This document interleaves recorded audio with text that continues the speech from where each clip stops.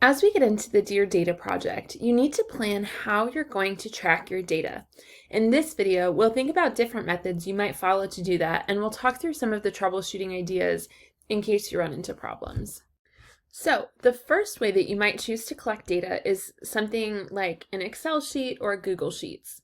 This is a great option for something because you can track once a day and because the size of the document is basically unlimited.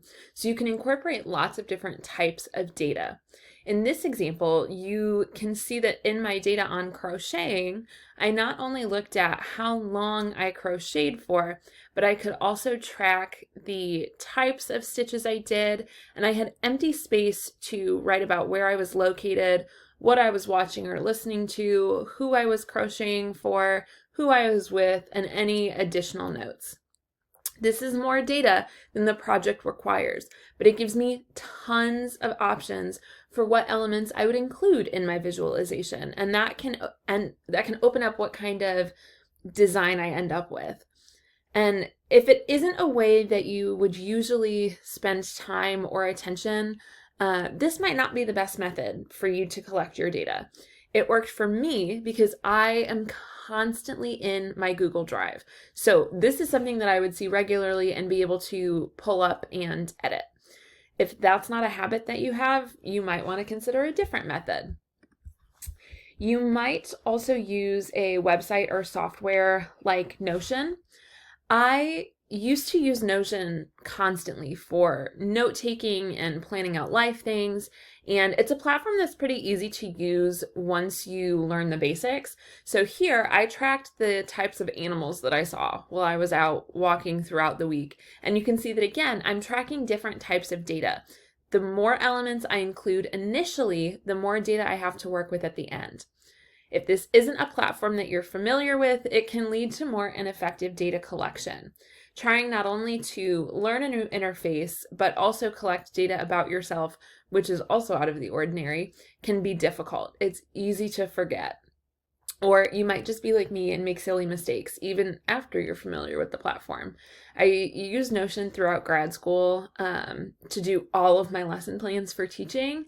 And one day I accidentally deleted 2 years worth of detailed down to the minute lesson plans, and it was impossible to get them back. So I stopped using Notion after that. But if you're not technologically inane, you might have a better experience. An easy, free, ready to go data collection method you might use is just the Notes app on your phone. Here I've got meals for the week. You can see there's only 1 day's worth of data for this, but I've got all sorts of information that I can use to put together my visualization later. This is especially helpful as a method if you have something that you're going to track throughout the day, like swearing, checking the time, opening Instagram, or something else that happens throughout the day. This was the most popular method that my students used last year, but it can also be challenging. Because it's so easy to access, it's also easy to forget about. You might also not be able to get the data to look the way that you like in the collection process. For me, it's difficult because I can't necessarily see all of my data at once. If a recipe were to have lots of ingredients or something, I had to scroll for a single day's worth of data.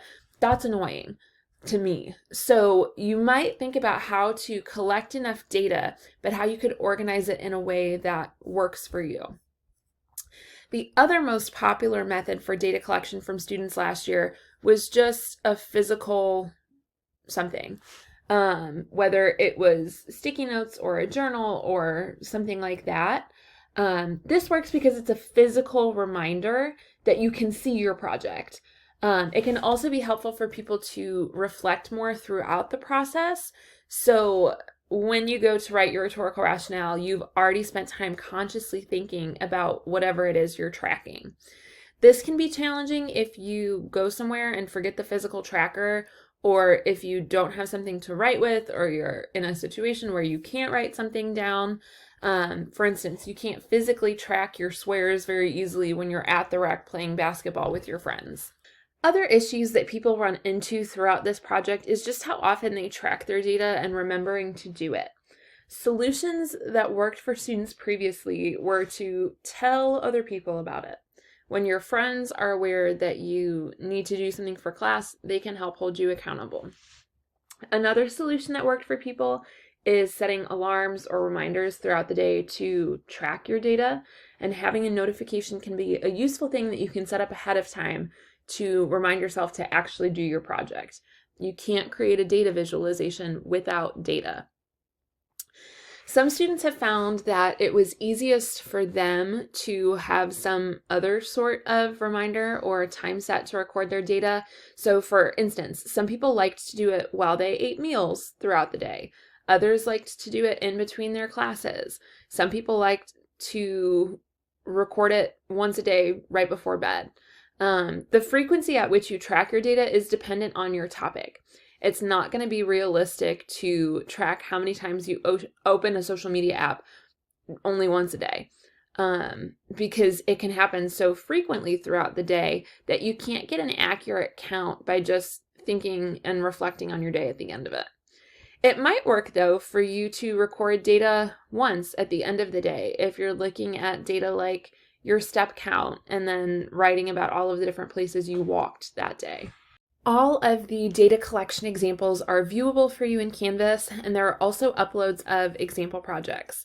The example projects are both from Loopy and Posavic's book, Dear Data, but they're also from previous students, and they include my own examples, so you can see how the data from some of these collection methods gets reflected in physical and digital ways.